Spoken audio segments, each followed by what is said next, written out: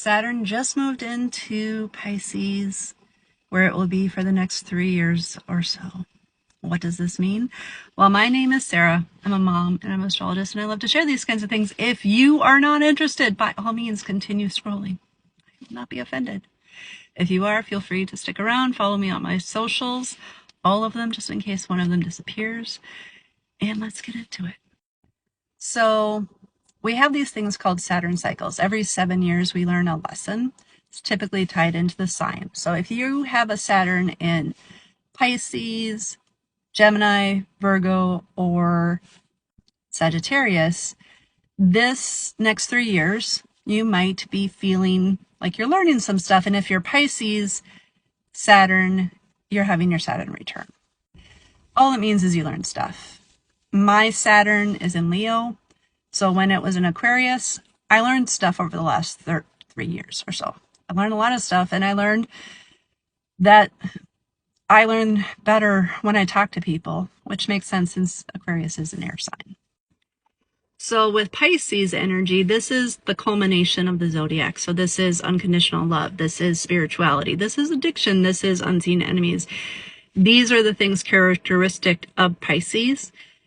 And then Saturn is the planet that likes structure. So it's like trying to make a framework out of something that has no frame. Because spirituality has no framework, right? It's like vapor.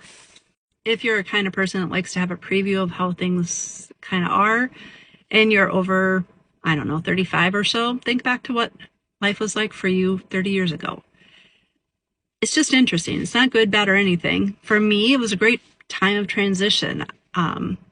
Moving from being in my house of origin to creating the life that I have today. And I kind of feel like this is moving me forward in making that life more real.